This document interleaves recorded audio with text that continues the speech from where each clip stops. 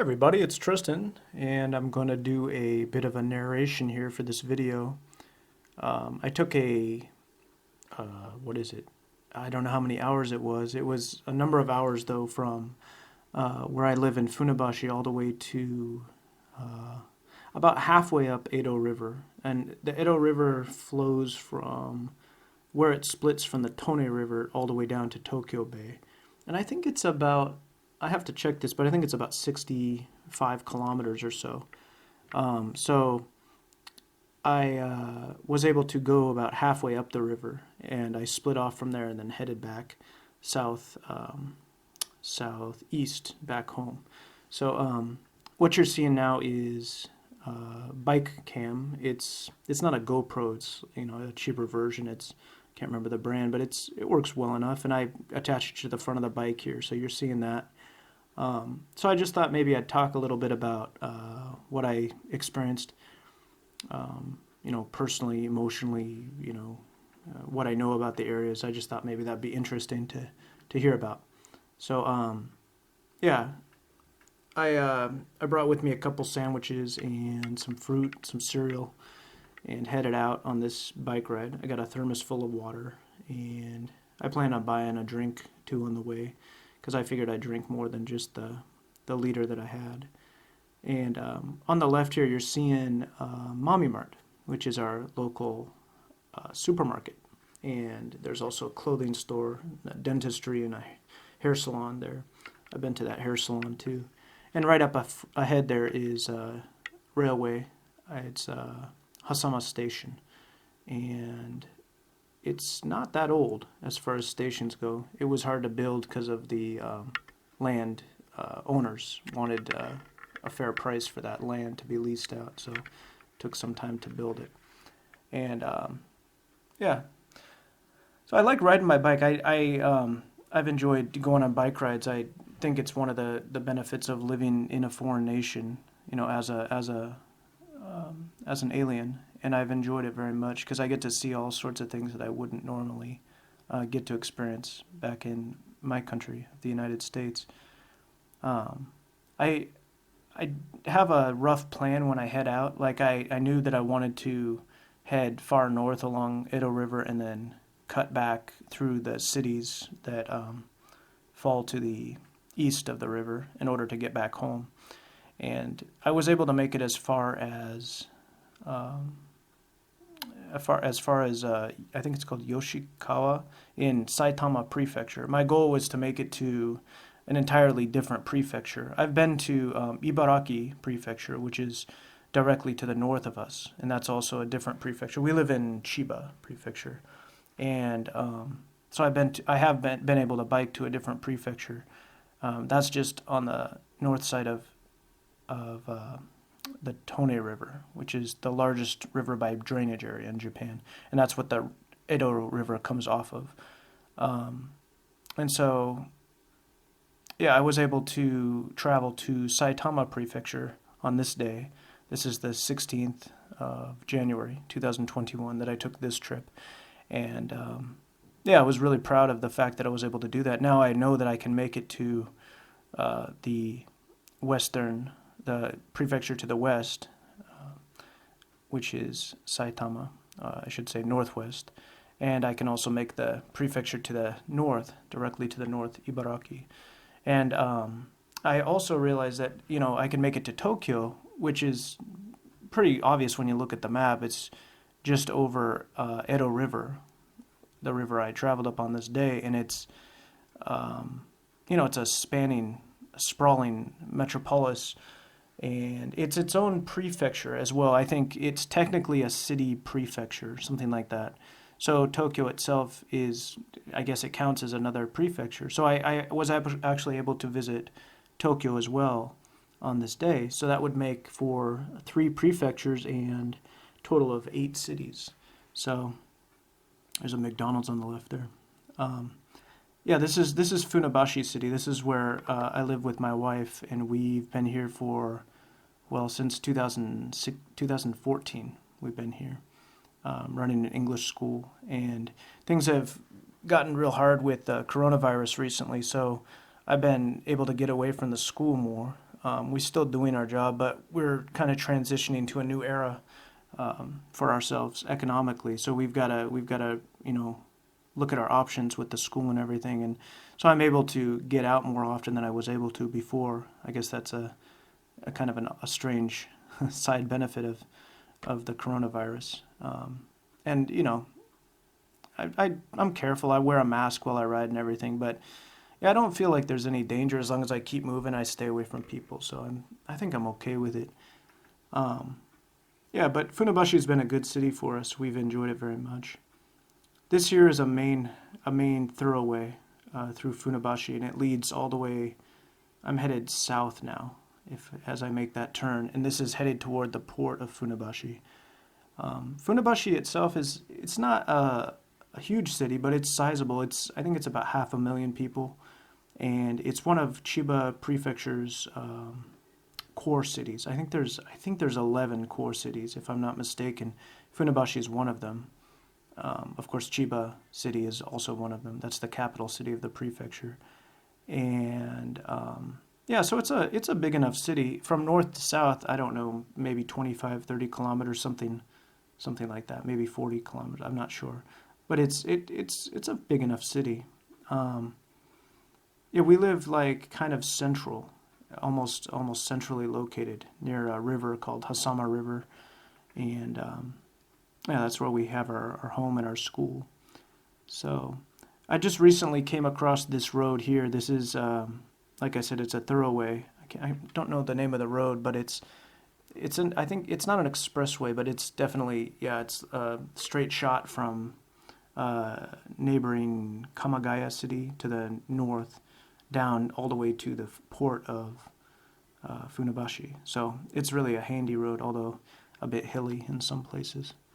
So yeah, I've been taking this recently. I used to travel along a river, which would lead, of course, to the bay, which is called Ebi River, or Prawn River, and that was a very pleasant trip, but it took quite a bit longer because I had to travel further than I would have otherwise. So I just take this road now, and I can get to the port in just under 30 minutes, which is pretty reasonable.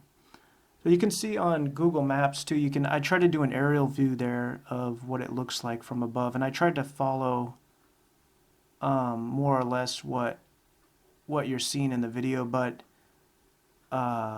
it's not as accurate as I would have wanted it. So I'm not sure that it'll match up, but hopefully it will. Yeah. There's a clinic on the left. Cars in Japan just really respectful. I feel like for bicycle riders, it's just really handy to have a bicycle, and I'd much rather ride a bike than to drive, even though I couldn't drive anyway because I don't have a license here. But I just think I would prefer the bicycle no matter what, because it's just so convenient. You're legally allowed to ride on both the road and the sidewalk. So, I mean, technically, when the light is red and it's an intersection where I can cross, I can just take the sidewalk. It sometimes feels like cheating to me, but it's certainly convenient. Nobody seems bothered by it, and everybody does it too. So, and there's no law against it. So, here up ahead, there's a thrift store that I've enjoyed visiting from time to time. It's called Gold Lion, and there's a lady there who, yeah, it's right there on our left. You can kind of see the items there. Really very kind lady who works there, and I've enjoyed chatting with her from time to time. And now heading, about probably halfway to the port at this point, and heading up toward PC Depot, and they do, computer repair and all that. The area is pretty, how can I put it? It's pretty suburban. It's there's really no industry in Funabashi except on the port and on the land surrounding the port. It's a bedroom community basically for nearby Tokyo. I think a number of people, most people, I think, will leave the city in order to go to work.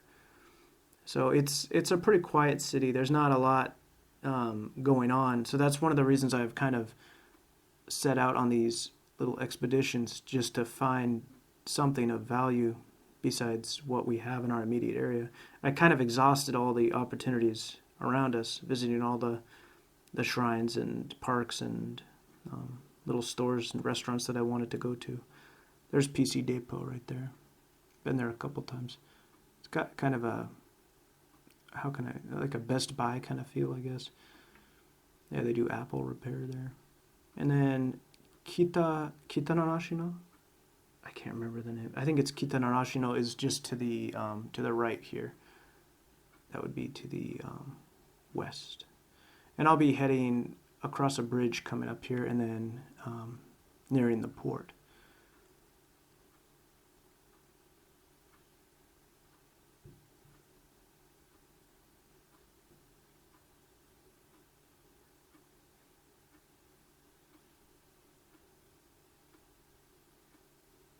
There's a thing in Japan for mothers to ride a special kind of bicycle. They call them mom bikes, and mama charin, and they're electronically powered because moms often ride with kids in the back and sometimes even in the front too, and so they use these bicycles that are assisted and by an electronic battery and motor, and yeah, they seem to really take the pressure off the body, I think, for these women who have to get up these steep hills and things with these bikes. So I see them all over the place. They're a bit thicker than the typical bicycle, but that's because they have the battery pack and everything. And some of them go for upwards of a few $1,000s. I've seen them at the stores, and I'm not interested personally, but I always thought that was kind of interesting here. So we might see that along the path here. Everybody's wearing masks. There's a river to the left, a little one. I can't remember the name of it. Nothing really noteworthy here. It's just kind of, city side, suburban, just a lot of houses. And then along these thoroughways, a lot of stores. In every neighborhood, there's convenience stores, but yeah. I mean, I like the area, but it's nothing. There's nothing really of note. There was a park up ahead actually that I went to when we used to do YouTube videos for the school, and I went there to read a book, and I read this book, and I got to the park at like, I don't know, maybe 4:30 or something, and I remember the book to it was Amelia Bedelia Plays Ball. And I was reading that book, and an older guy comes into the park from the lower entrance. It was kind of on a hill, and I was sitting there reading the book, and he acted all angry. And I don't know what he was. I thought maybe he was like having an early drink or something, because he sounded really, really angry at me, and I didn't know what he wanted, and so he told me, you got to go. And I said, what do you mean? Because most parks don't ever close, or if they do, they don't have gates anyway, so people just seem to kind of filter out. But in this case, this was a gated park, and I wasn't aware of it. So he told me, you got to go because I got to close the gates. It's 5 o'clock. And I was like, and I told him, I was like, are you sure? I was like, I don't think I have to. Because I said other parks don't close at 5. I told him that. And he's like, well, this isn't other parks. And so I had to leave the park. And I was kind of embarrassed by that. Because I didn't realize that some parks were. I think this is kind of a special park, because it certainly was a nice one, but it was a public park, but it just closed at 5, so that was kind of funny. There's a fire station on the left there. Up ahead, there's this really big alcohol store. It's called, what's it called again? Oh, there it is right there. Yamaya. There it is right there. It says Yamaya. Yamaya is Sake no Yamaya, I think it says. And it's a really big alcohol store. I've never seen a bigger one in the area, at least. And it's, well, maybe ever. They sell primarily alcohol of all varieties. They've got whiskeys and wines and Japanese alcohols, things from all over the world. And it's wonderful. I like going there to look at the stuff and maybe get a drink. Look at that giant QR code on that building. I thought that was giant. I wonder if people are sitting in their cars at the intersection scanning that QR code. So let's see, is Google Maps following along accurately at this point? What I did was every 30 minutes or so I tried to match it up, and I would speed or slow down the Google Earth image accordingly. So I'm really not sure if it's matching. It looks like it's more or less in line. We'll see when I turn west to go to the river, toward the river, if it'll follow that or not. Yeah, this is just a giant bridge to our right. It's a highway. At one point, and if you follow this road straight, you get to a really cool place called Yatsu Tidal Flat, which is Yatsu Higata in Japanese. It's really a great place, and it's just an area that was left from times past, because all this land, as you can see, is just not, there's no room for really any wildlife or anything. But this Yatsu Higata, this Yatsu Tidal Flat is almost completely natural. They've left it pretty good, in pretty good order, and it attracts all sorts of birds, egrets and gulls and herons and things like that. So yeah, just ahead you might be able to see it on Google Maps, but we can get there in 30 minutes. I couldn't believe it. This road really takes us straight through. To the west is Ebi River, but I bet it's like 1.5 kilometers at least west of here, because you have to go along that road I turned off of to get onto this road for some ways further to get there. Okay, now I'm seeing on Google Maps, Yamaya, so we're actually a little bit behind on this on Google Earth here. But anyway, you're seeing a general picture of where I was. Yeah, you can see that. Yeah, see that red sign there with characters on it that says Yamaya. That's the alcohol store I was just telling you about. And where am I in the video here? There's a gas station there. Yeah, it's a little bit ahead. I guess I must have sped ahead on the bicycle and then slowed down or something like that, because the Google Earth image is just consistent. It's just flowing along at the tour speed, whatever that is. I kind of like this road. It's pleasant. It's got a quality to it that I like. I do really appreciate in Japan the fact that the city planners make a lot of effort to put in plants and things along the roads, even if it's like a busy highway. There's a lot of effort to.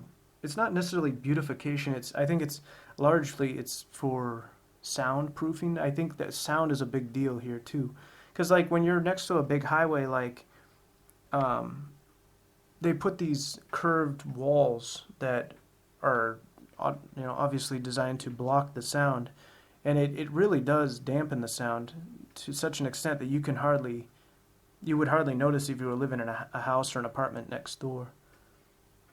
There's a highway next door. Check this out. There's a gardening center. I'd like to go in there sometime. When I stop at a intersection, you can see the camera strap there. I like to take out the camera and take a shot if there's a place that I can put on Google Maps or whatever. I think that's an apartment complex there. Hey, that gardening center looks kind of neat. They didn't even have a website. I looked it up, but they didn't. Yeah, some places they just don't. They don't depend on that online advertising. I think it must be known locally. So yeah, I'm about to head adjacent to the highway here, kind of declining here. And yeah, one time I took that road just above me there, and I followed it as far as I could, and I realized that there was no way through, so I had to come all the way back to this point and come out right there in order to get back to here. The roads in Japan are something else entirely. I just sometimes I'll follow Google Maps, like I'll put in directions and then I'll follow whatever routes provided me, and they calculate based on time, right? So like if I'm on bicycle, you can take almost any route, and what happens sometimes is that they'll take me down like on the way back from this trip, they took me next to some utilities building, railway utilities building that I wasn't even sure if I was supposed to be there. It was okay in the end, but it was like sometimes I don't really trust Google Maps to like navigate. And I think they do put a disclaimer too, like don't follow exactly what we put. Yeah, because it can be a bit daunting sometimes.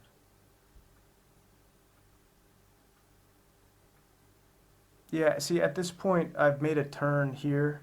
I'm right next to the railroad tracks on the bike cam, but then in the Google Earth image, it's slightly behind.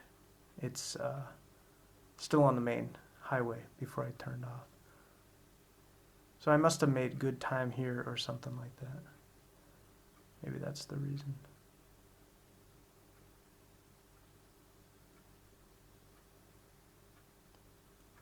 Sometimes you can't get over to the side of the road, so you just have to ride on the wrong side of the road on the sidewalk.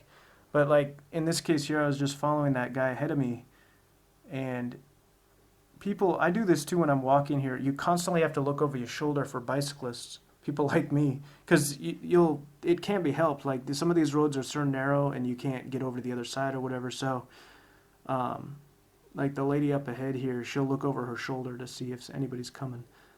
Yeah, and I feel a bit paranoid when I walk here in Japan. It's not usually the most relaxing thing to walk on these roads. Kanto area, this area in which we live, is just so so populated. So there's just so many people. So you really gotta be aware pretty much all the time. It's rarely a spot to rest.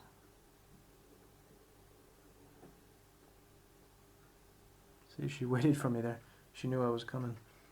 Pedestrians technically have the right of way, but they'll often give way to bicycles. This is, I can't remember what station this is. I've been here one time. Where's Google Earth at now?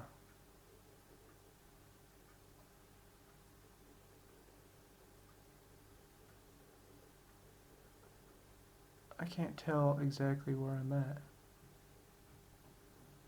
I rendered this Google Earth video at the slowest speed possible so that it would capture all the detail as much as possible.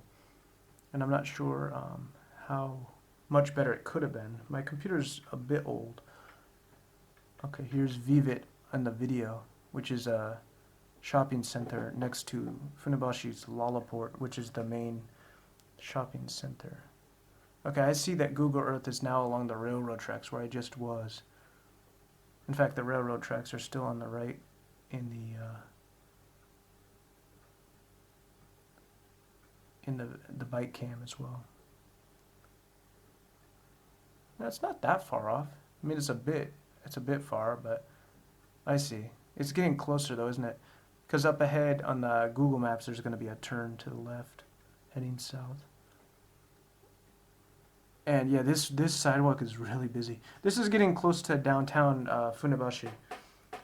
And I was nervous to navigate this when I first came because I didn't know how the rules worked in Japan with pedestrians, bicyclists, and all that. But now I visit here almost weekly. Convenience store to the right. Yeah, it's a handy way to get to the city. Oh, there's that curved wall I was talking about. You see on the highway there. That's a thorough highway up there, a raised highway, and it uses those curved walls, and it really does. It's kind of incredible, actually. I mean, they must have engineered it because the acoustics are just really good. You don't really get much sound in your head, in your ears when you're moving along like this.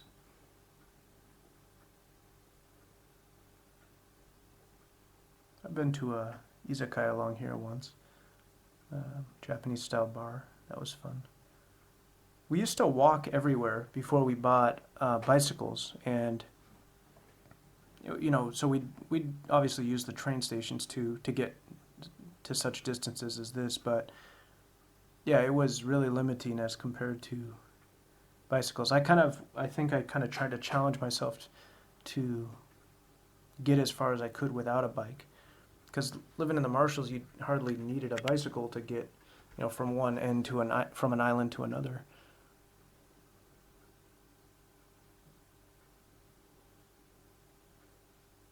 Okay, so yeah, it's a little bit off, but here in the Google Maps, it's showing me going under the highway now. And in the bike cam, it's showing that I'm right next to Vivid, which is the building just up ahead on the right. That Vivid includes a really nice thrift store. They sell nice books and clothing and all that stuff. I think I bought my shoes there recently. The Japanese used items are just incredible. Like, there's just no... Of course I've bought new things here, many times, but I always buy used when I can because it's just, the quality is really good. The quality of the used items is excellent. The used item stores, they only take the best stuff. So, and if there's just a slight mark, they'll mark it down significantly. I think it's the same in the States too, but here in Japan, it's like, I don't know, man, I've never seen such high quality used goods. It almost, like, sometimes I feel like I'm buying new. Like, people just have stuff and they sell it. And I like that. I like it a lot. And you get it for less than half price. So I'm just like, well, that's fine with me. I don't like buying new stuff. Bicycle parking on the right to the Vivid building.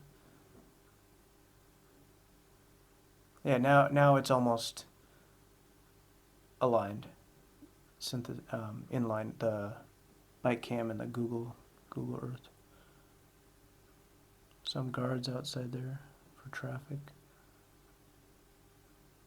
And then, actually, I can't remember, do we pass it already? Well, you can see it on the Google Maps already, but it's, Nakayama? No, it's not Nakayama, it's Funabashi, I think, Funabashi Racecourse. There's 2 race courses in Funabashi. One of them is called Nakayama Racecourse, the other one is Funabashi Racecourse. And I think this is Funabashi Racecourse. And they do some, national horse racing here, I guess. You can bet legally on the horses and all that. I don't think I'm interested in going to a game. I'm not really into horse racing. Not something we have a lot of in Seattle, as far as I know. I'm not familiar with it. There's IKEA up ahead. You can see that. This is the first large-scale IKEA store in Japan. And that store used to be a ski slope, an indoor ski slope. And I think it was the largest indoor ski slope in the world at the time. It was some height. I'm not going to cite a number because I don't remember, but yeah, that's where that ski slope used to be until I think the early 2000s or something. But they couldn't break even because of the financial bust that was going on at that time. Yeah, so, but that would have been interesting to see.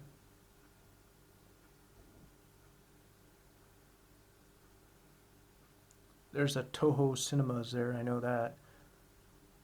That's a popular cinema company here in Japan. And this is now turning west toward, well, the Google Maps anyway. On the bike cam, I'm still heading past what is now Lalaport, which is Funabashi's main shopping center. It's pretty popular. It's like kind of like Northgate Mall or something in Seattle. It's like just a really big shopping center. They got all sorts of stores. Pretty hip place, nice place. Yeah, there's the same building now in Google Maps as well as the bike cam. Now, I wish I knew the name of this. It's like, is it Keisei Expressway or something? I think this highway up ahead. And it's, I think it's a toll road. I think a lot of the major highways are tolled here. There's the ramp up to get over that expressway. But I'm going to go under it here. And as you can see on Google Earth, I've made that turn and heading up toward the top of, it's called Ebigawa Ohashi. Ebi River Bridge. This is right over the parking lot here, Google Earth. Yeah, Lollaport has a giant parking lot. And this, I just recently learned about this highway. Like, obviously in the States we can't um, take highways with a bicycle. There's no possible way to really do that. I mean, there's no, I don't know of any highway that includes like a bike lane that runs adjacent to it. But here, so I was surprised to find this. This bike lane actually runs adjacent to the highway. And I was really surprised by that because I wasn't aware that you could, do this.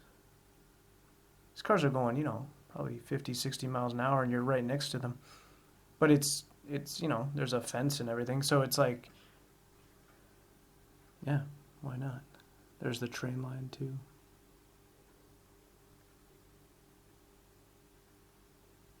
So on the bike can, I'm still next to Lollaport Parking Center. And now on the Google Earth, you can see this is Funabashi Port. It's not a major port, but it does provide, I think a bunch of material. There is some freight that comes through the area and all that. I think it's big for seafood. We've got a lot of seafood in the area, which is nice. And so then this area here you're seeing on Google Earth, it's like mostly kind of like industrial and commercial stuff. And it's interesting because we don't see any of this around our area. It's all suburban stuff, rural and suburban.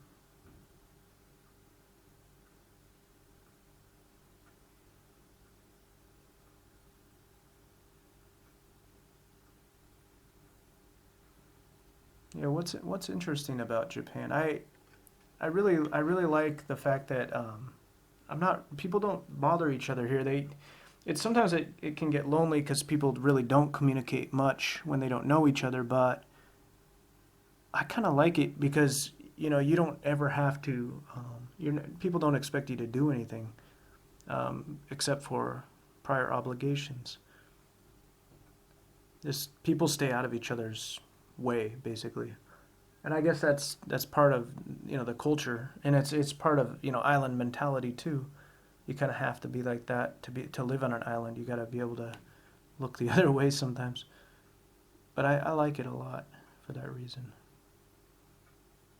Sometimes I kind of felt lonely for a while, but now like I realize if I can go 70 kilometers and have no conversation with anybody, and I don't know. I kind of like that. Look, check this out. This is on the bike cam. Um, this is the mouth of Ebi River, and this is Funabashi Port. So you can see kind of both if you were to turn to the right there.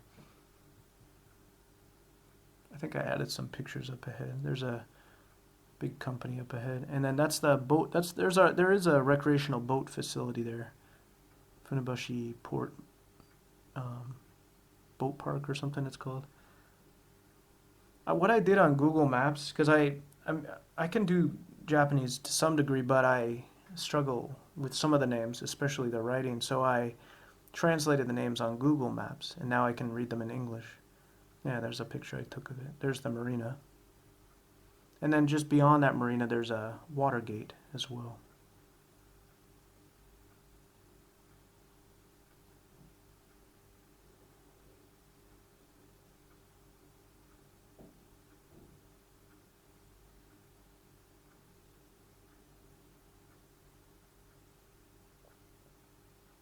Now I think Google Earth is ahead a little bit before it was behind. Sure was a sunny day on this day.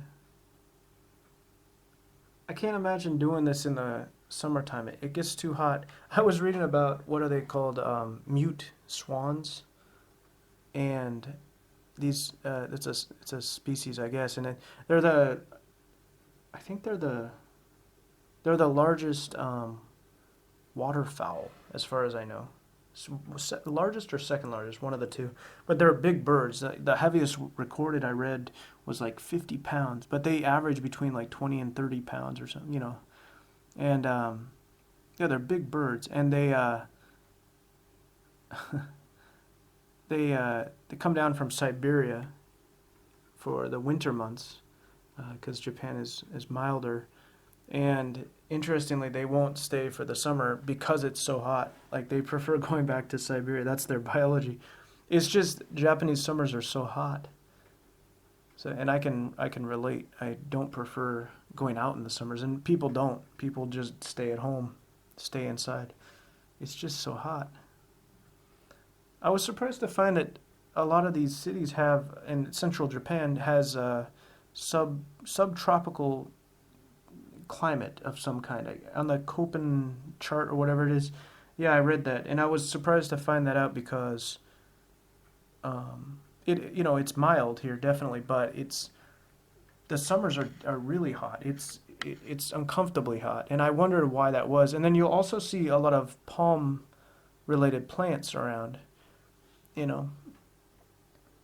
And of course, I'm sure it's more true the further south you go, but yeah, we get some nice mild weather here, and it's generally quite warm. It gets a bit chilly during the winter, but I actually prefer it. I prefer to bundle up as opposed to strip down when going out, because it's easier. Speeding down the bridge.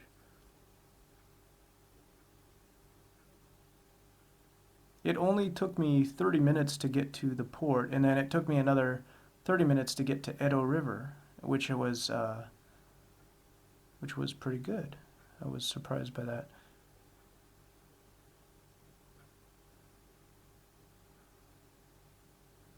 We went to a beach called Sanbanze.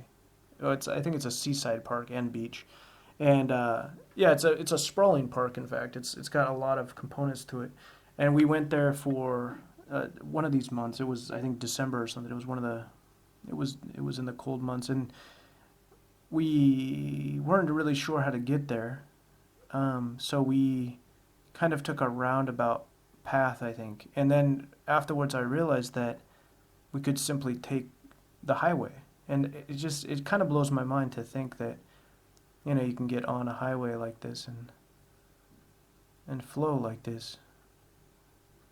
I mean, really, from here to Edo River, from that bridge I was up on over Funabashi Port to Edo River, 30 minutes is, and it's, what is it? Probably 10 kilometers or something. Doesn't take too long. You can see that a lot of the vehicles here are industrial oriented.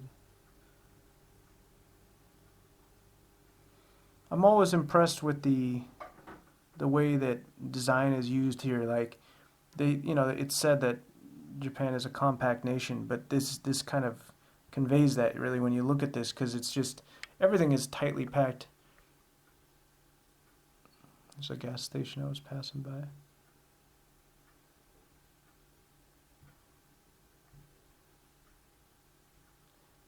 I take photos for some reasons. Like I like to put them on Google Maps. It's fun to see my own stuff on the internet, and then also for reference points, because I like to put a marker on the places I've been, and it's kind of I guess a kind of proof that I've been there, putting my mark on it by taking a picture.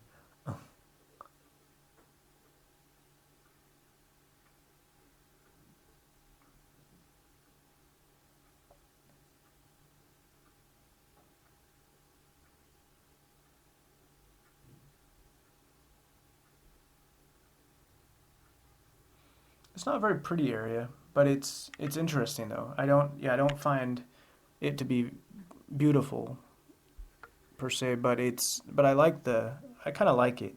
It's almost always shady. That's for one thing. This part of the trip. Up until this point, I'd only been to Edo River one time, and it was at night. I think I left it after 8 o'clock at night, and traveled there just for fun to see if I could make it, and was surprised taking the same route, and I was surprised by the ease with which I was able to reach it. So on this day, I figured, well, why not, travel a bit further up the Edo River. There are a couple of rivers.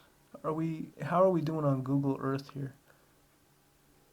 I think it's not far off.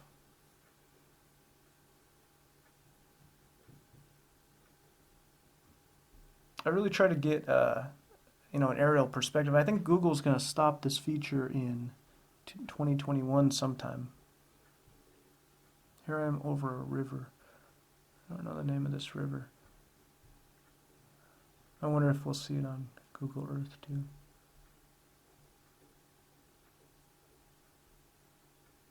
All of these rivers flow straight to Tokyo Bay, and Tokyo Bay is just a bit south, which is to the left of these images.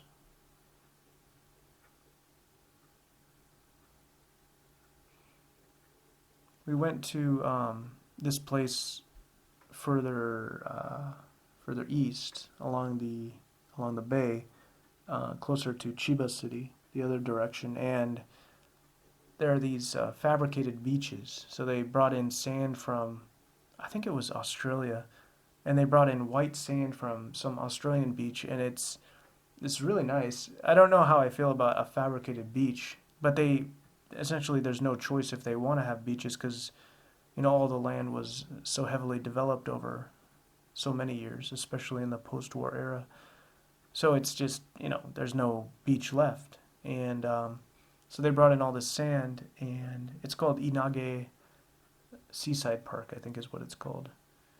And that was pleasant to go there.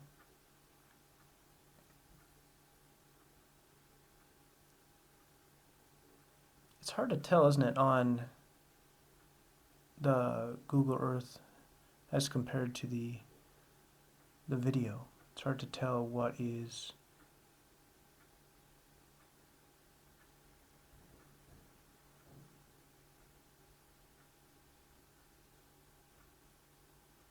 where the connection is here.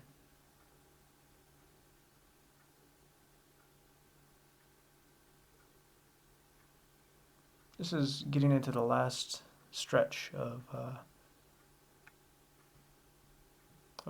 the journey before reaching Edo River.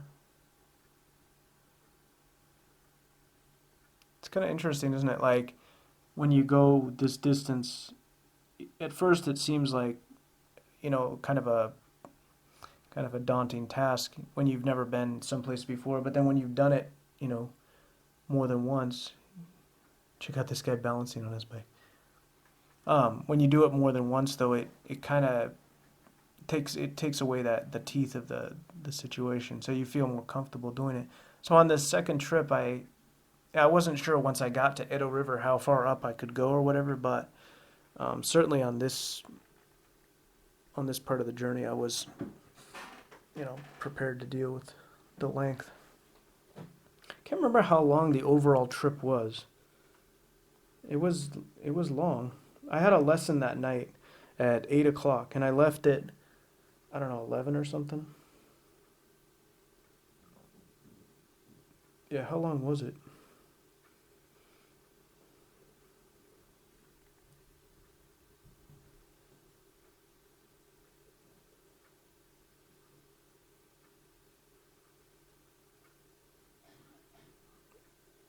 It was 7 hours and 40 minutes. So this is less than 1/7 into the trip, which is kind of incredible when I think about it. It certainly doesn't feel like it. I think it's the new sights are inspiring, and it didn't feel like such a long trip. Yeah, the total distance was over 70 kilometers, which is 40 something miles. But yeah, I think I take it real slow. It says my average speed was almost 10 kilometers per hour, between 9 and 10. There's a river here. It's nice.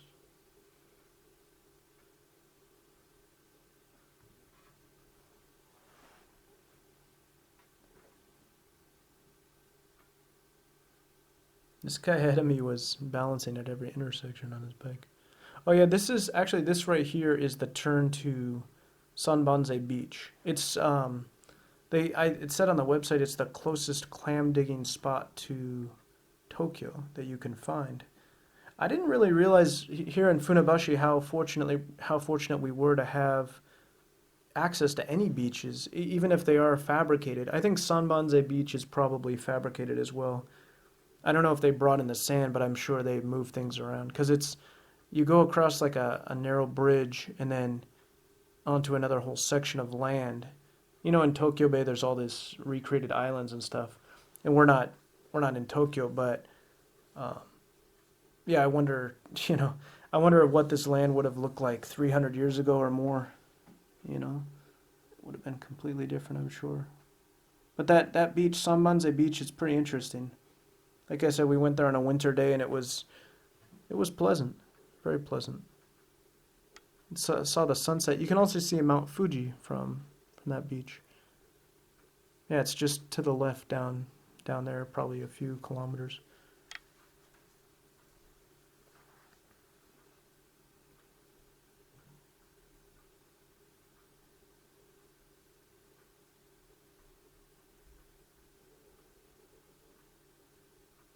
And oh yeah, this right here is where we're entering into a new city. This is Ichikawa City now. I met a lady from another Pacific island who is from Ichikawa City. We met in the Marshall Islands, and she's originally from Ichikawa, which is kind of crazy. And then I know another guy, an American guy who lived here too when he was living in Japan. So, I mean, that's my connection to Ichikawa anyway, besides having gone there a couple times.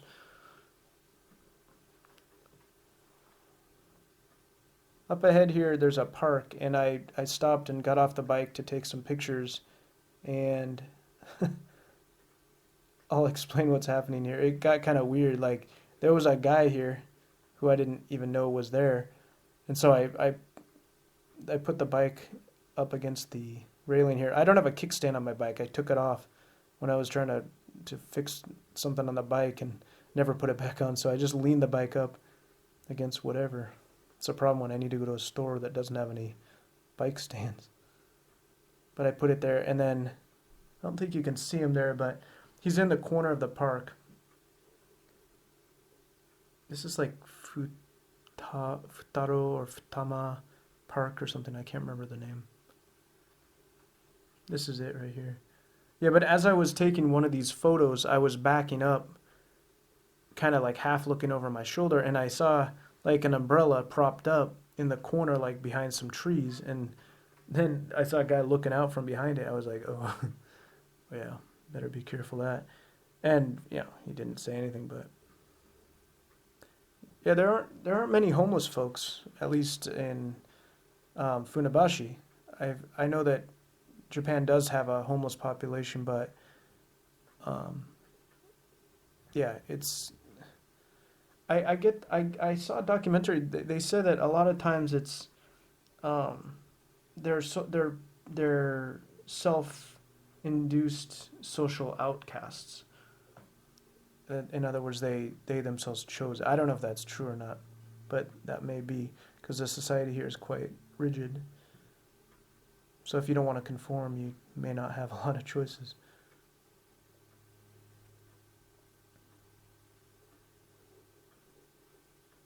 But I took the pictures nonetheless when I was there. And this is an odd-shaped intersection here. These roads spread out in kind of a Y shape. And this is really getting close now to Edo River.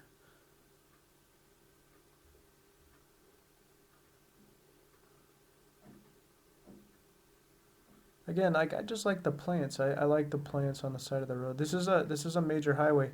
This heads up to, gosh, I can't remember the name of the bridge. You can kind of see it there in the Google Earth image, but it's the bridge that, maybe it's called Edogawa Bridge, Edogawa Ohashi, maybe it's called. It's a major highway that it's the highway that comes closest to Tokyo, Port of Tokyo, Tokyo Bay. along Edo River.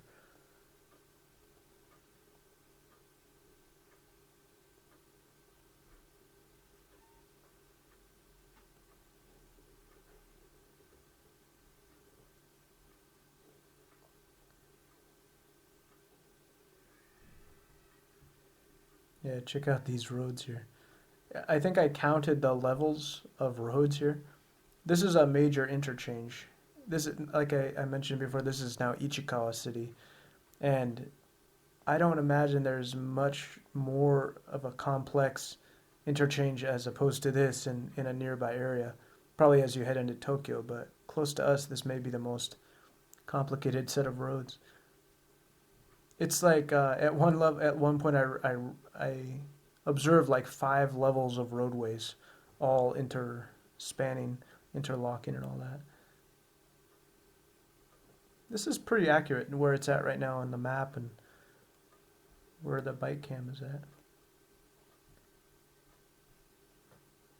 Yeah, I got to see under that bridge. I think that photo came up. That was kind of interesting to see underneath there. And there was a guy also observing that when I saw it. Oh, okay. No, it's right here, rather. This is it. Yeah, there was a guy right behind me looking under the same area I was. Everything here is outfitted with specialized shock absorption features for earthquakes. And you'll see it on bridges especially. Like there are these, I don't know how to explain it, but there are these like special clamps that have heavy wires running through them. And I don't know like if they're meant to tighten up or loosen up or just provide what I guess could otherwise be flexibility during earthquakes. Because imagine a devastating earthquake and what would happen to these highways, you know? So they've got to be reinforced. In fact, just recently near our place here in Funabashi, they were checking, filling cracks on a bridge's pillars and adding some additional shock absorption. Now here we are. This is heading toward the river now. This is going west now.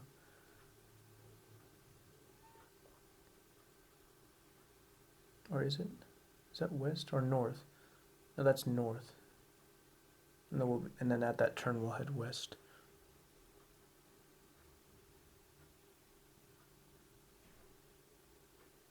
When I came here at night, I saw that giant building to the right there.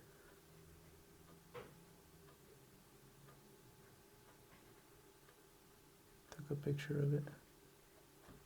Whole suite. It's called.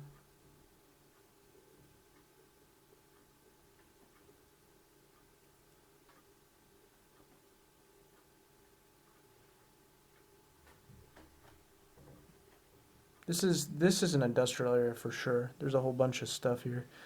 I don't like riding through these areas, but it doesn't bother me because I don't have to experience it too much to get to where I want to go.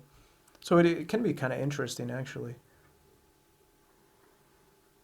And almost everywhere it's convenient for bicyclists, which is nice.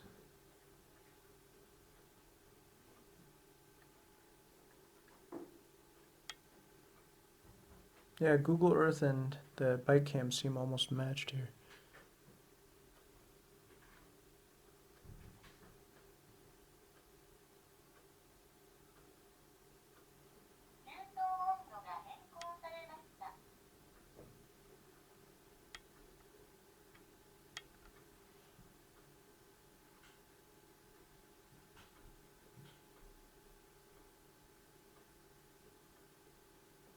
Nothing special here. There's a Family Mart on the right. Family Mart's very popular in Japan. Does that exist in any other country? I don't know. A lot of, like they have 7-Eleven here, obviously, and then AM PM I've seen, I think. But I don't know about Family Mart. Do we have that in any other countries? Took a photo of that.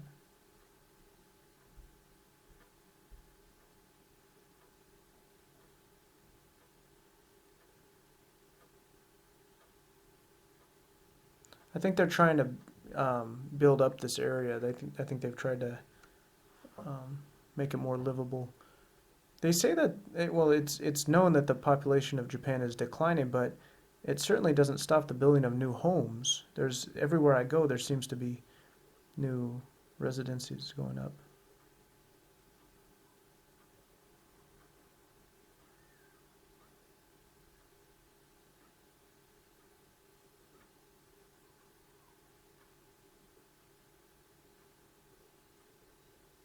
Ichikawa City.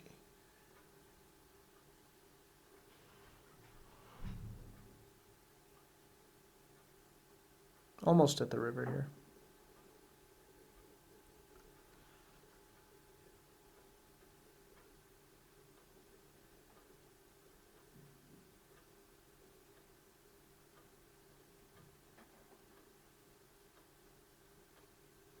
Yeah, when I came at night here, I wasn't sure what to expect. I had to kind of navigate my way around all this stuff, and I found a way that was a little bit off from the route I took here, but it was pretty convenient to get there. It wasn't hard.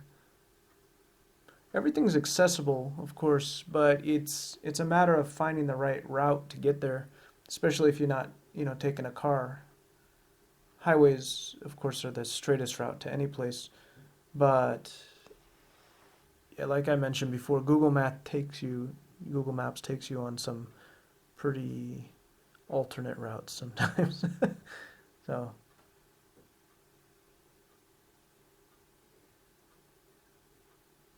there's the river though up ahead, and I think it's called Myoden Bridge. That's the bridge in the Google Earth image there. That was the bridge I visited the first time I came at night. Yeah, and you can see it's been just under an hour at this point, which is decent, to get to a large river. I like that a lot, that I can get there.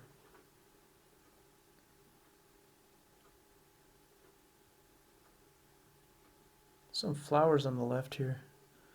I don't know if somebody got hit or what.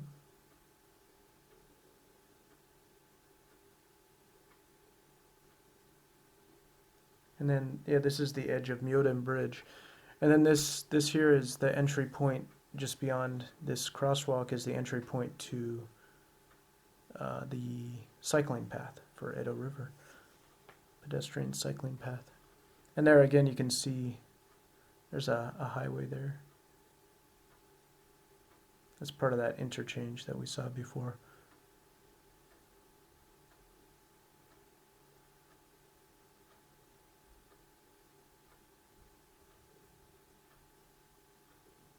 I don't know much about Edo River. I know that Tokyo used to be called Edo, so I'm sure that's where it gets its name from. And Tokyo's this is just on the other side of Myoden Bridge. There is Ichikawa City, but if you go a bit further north along the river, you'll get to Tokyo on the other side.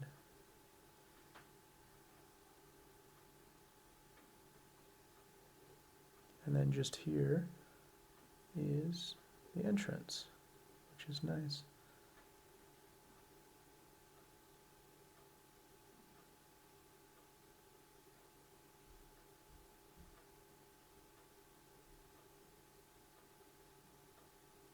There it is. So that's an hour of riding. That's how far it'll get you. So yeah, I hope you enjoyed watching that. If I have anything else to say, I will, I guess. But I think I'll put on some music, and if you want to just observe part of the ride, here's a video.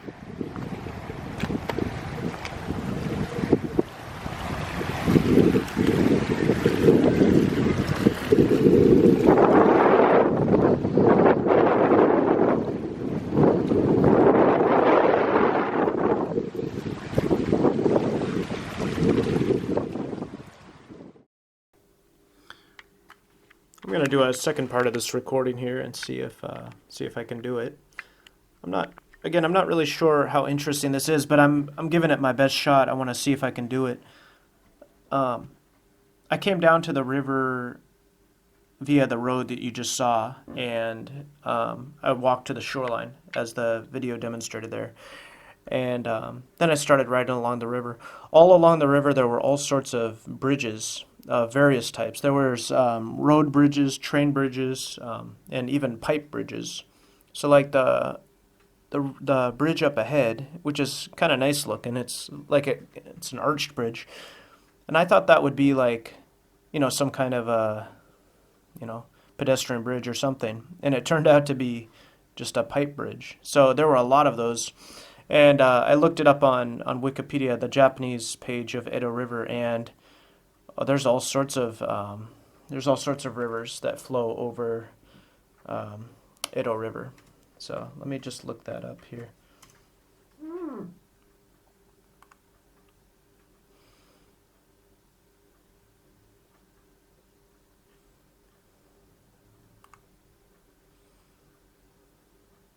Yeah, so the rivers that flow, or the bridges that span over, are multiple. There's must be, I don't know, 30 at least.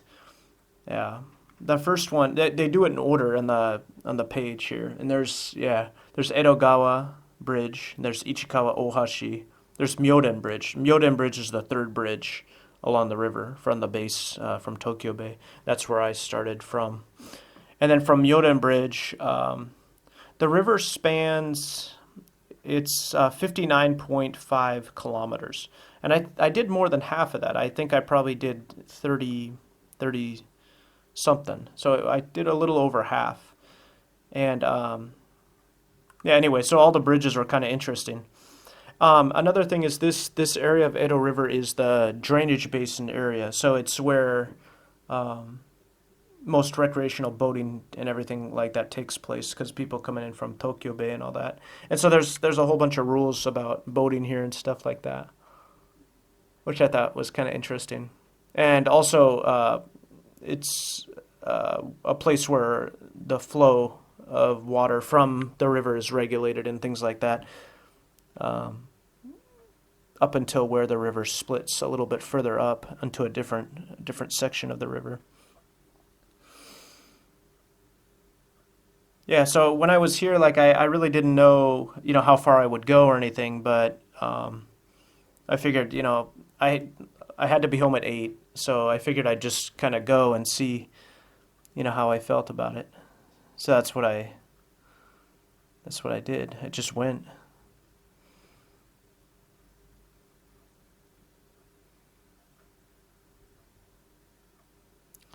These pictures, all the pictures are ones that I took of the place I'm showing you in the video. So I overlaid the photos, and yeah. I don't know if I was intending to give a tour, but I kind of think I wanted to. I really enjoy seeing these areas and kind of exploring. I feel like I'm the first person to discover it, even though obviously that's not the case. There are a lot of folks out on this day. I think this was a Saturday that I went out, so it was a lot of people. Now this is a train bridge here on the left here. It's one of those bridges. Let's see if we can identify it.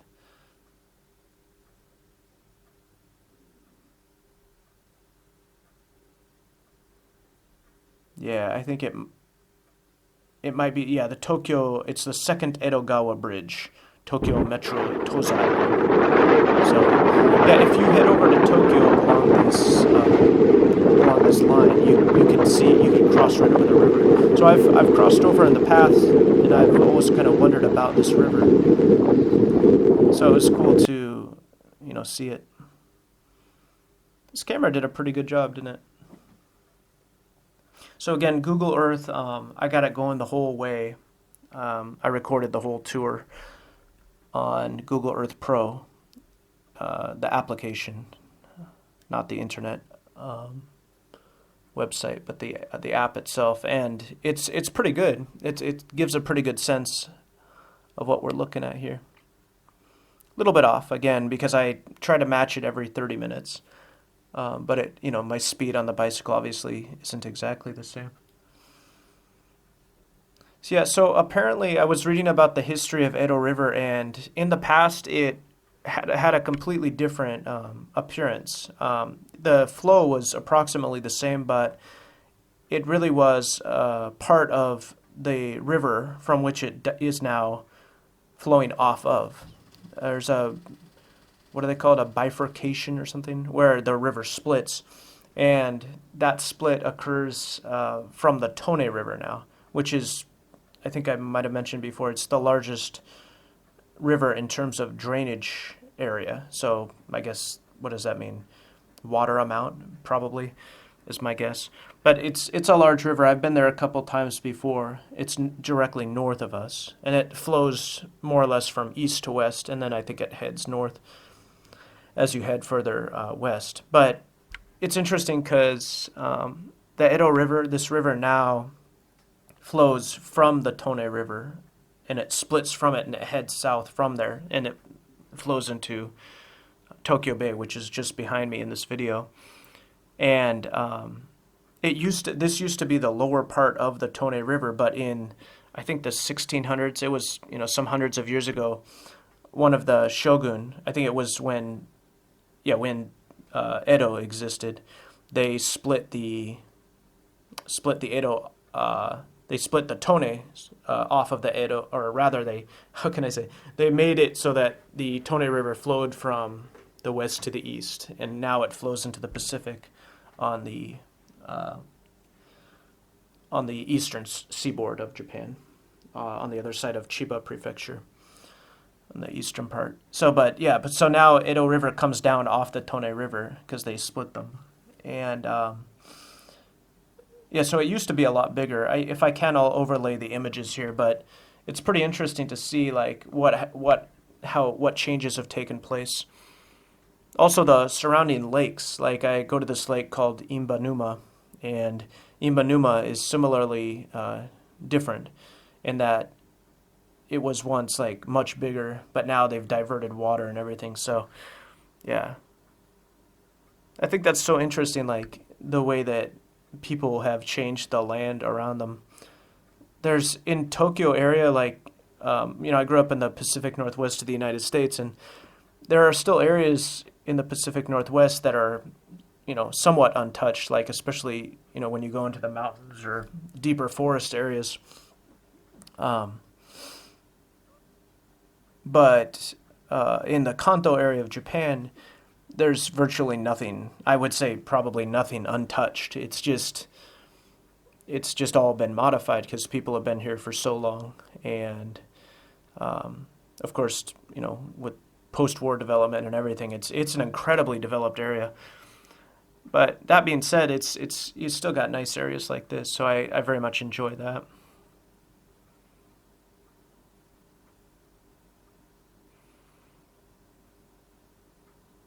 I kind of worry if this is interesting or not. I certainly like talking about it. I actually really love talking about it because I think it's interesting to.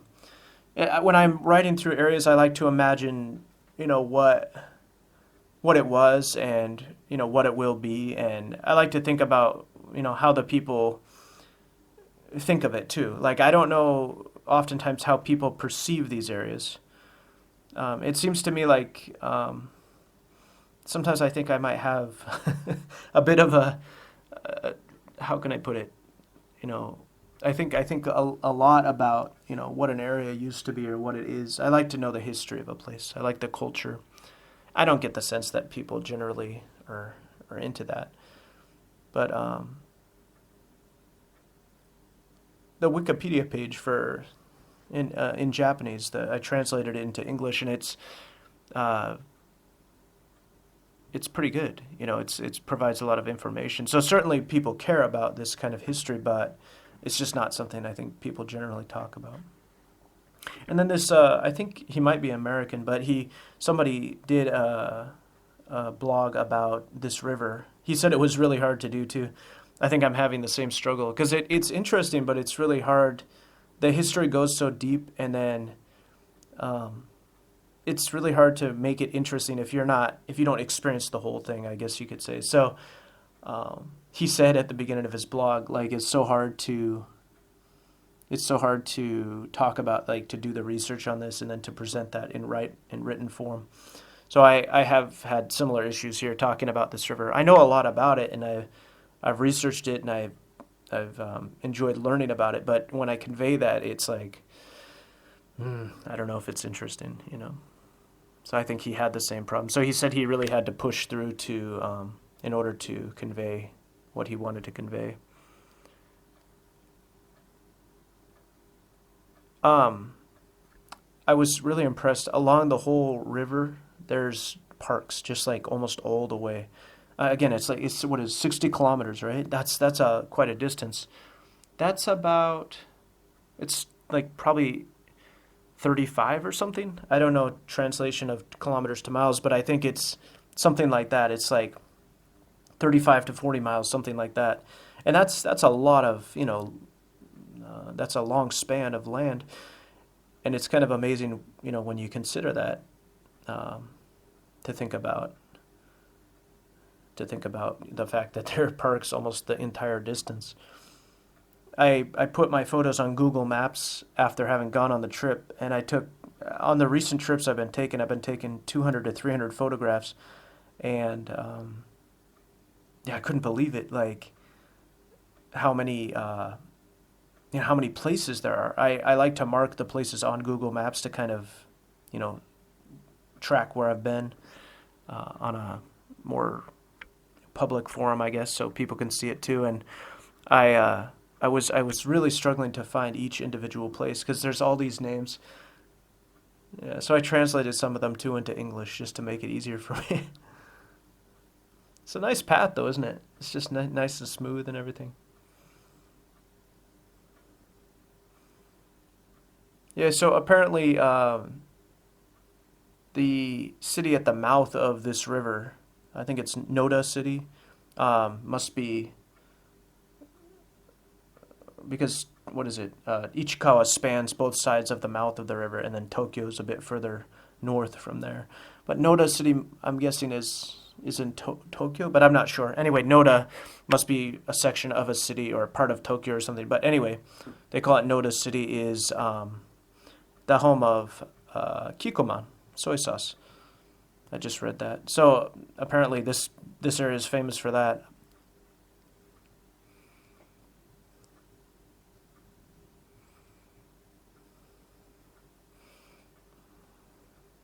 Interesting.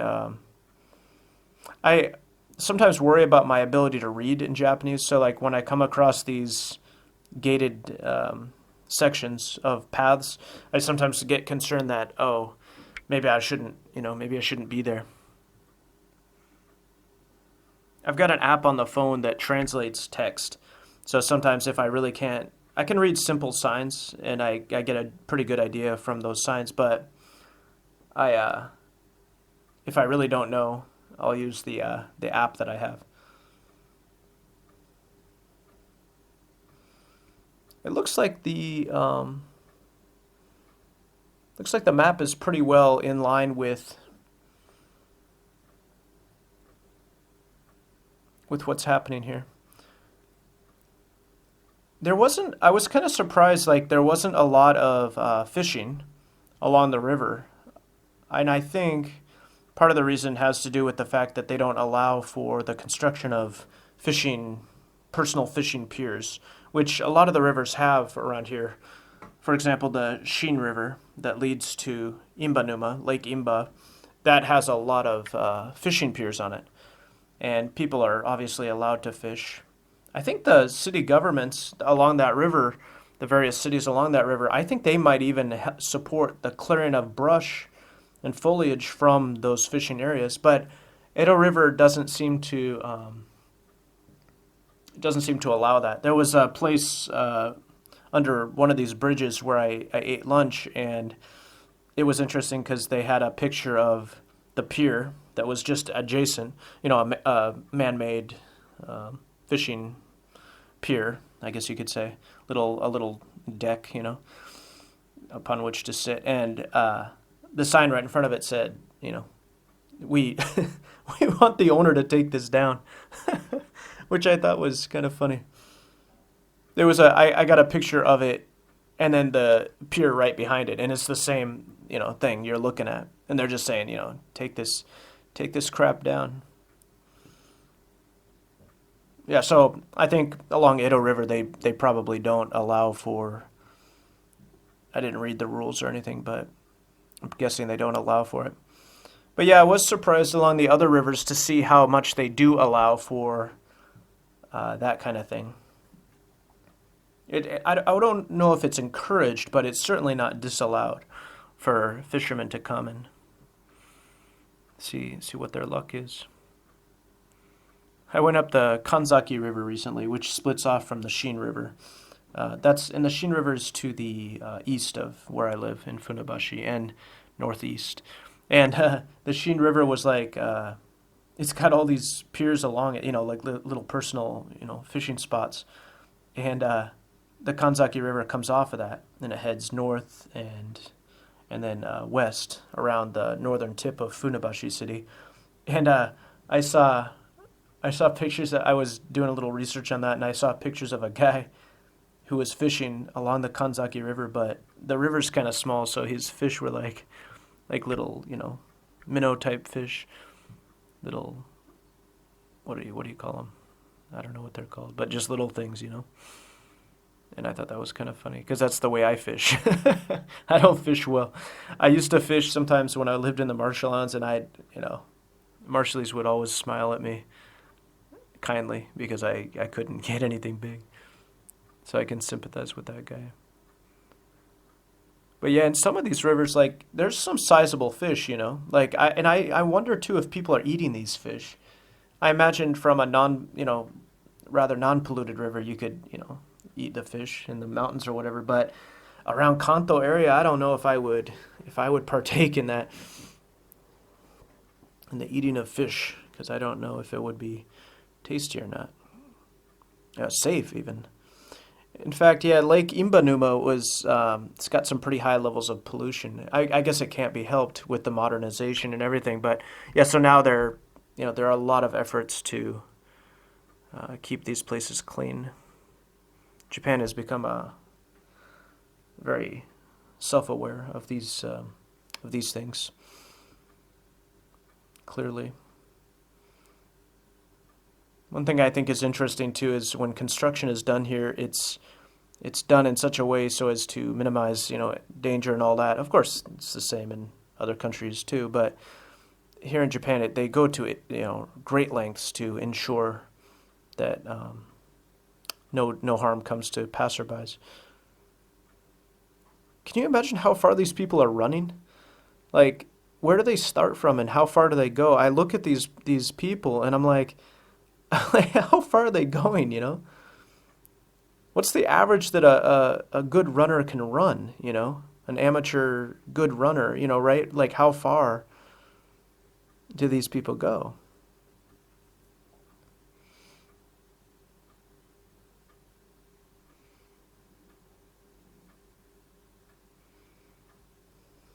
Yeah, so someday I'd like to go along the Tone River all the way to the eastern seaboard. The eastern seaboard, that's right. If I find enough enjoyment in this, I think I might actually travel far, and then I get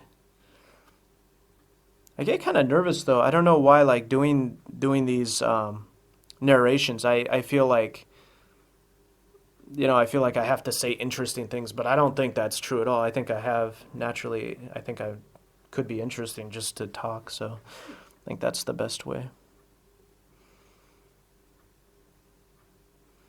Yeah, the whole path was elevated. You can see, from the map too, from Google Earth, that it's like a levee basically. It's just it's a triangular shaped mound of land basically, a ridge, I guess you could say, that just runs the whole length. I really think that everywhere I go in Japan. Nice, the dad's waiting for his daughter. Nice, supportive father. I think are they waiting for mom now? Yeah, but I just am constantly surprised at the water management system here in Japan. and I've not spent a lot of time in other areas. I spent some time in Saitama, which is also in. Oh, I went there on this day too. It's also in the Kanto area, but because Funabashi is right on the coast, or at least some kilometers of it touch the bay, Tokyo Bay. You really see a lot of retention basins and water management system utility buildings. These things like a lot of pump buildings, like to move water from one place to another. And it's because like flooding is a serious problem. Where my father-in-law lives here, there was flooding, and that river next to which he lives, which is the Hasama River, Hasamagawa, that river is not that big, and it probably goes for only 6 kilometers or so, but it floods nonetheless when it's really heavy, when there's really heavy rain. So flooding is a real danger here, and the governments take it really seriously. I sometimes think, like, why do people worry so much about natural disasters in Japan? Obviously I've never really experienced one. Wouldn't be so lighthearted about it if I had, but it's hard for me to understand, like, exactly how serious the damage can be since I've never really seen it. But I mean, imagine if a river did overflow here, or imagine if an earthquake occurred, like, because this is the most densely populated area of the nation, it's over 50, I think it's over 50% of the population lives in just this, relatively small area, the Kanto plain of Japan. And it is rather flat, most of it, as you can see. Japan is a mountainous nation, right? But this, from a clear day, you can see there's hardly any mountains around. Yeah, so just imagine, like, if a flood did occur, like, what that would do to the area. It'd be bad.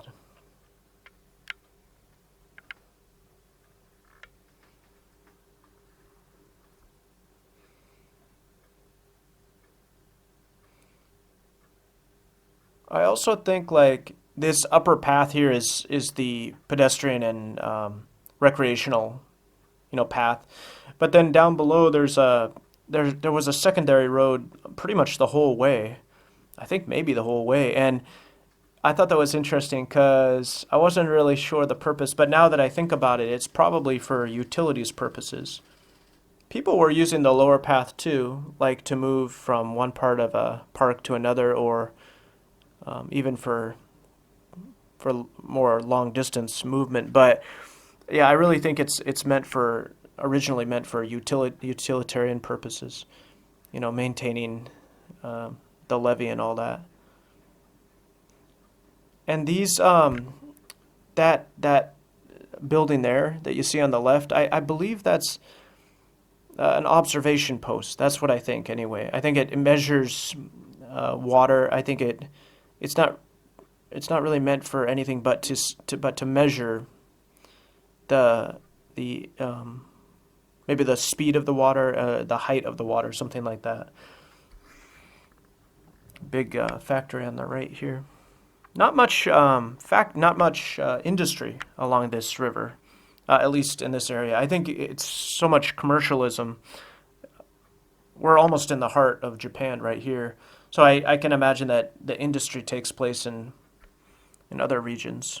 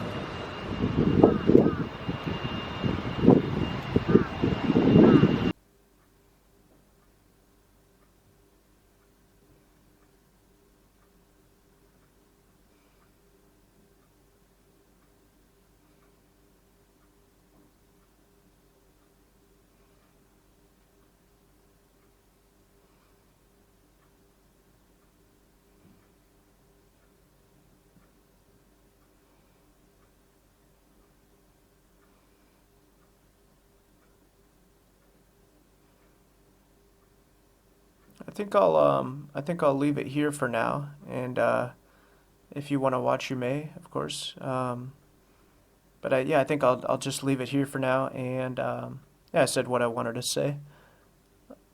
Enjoy.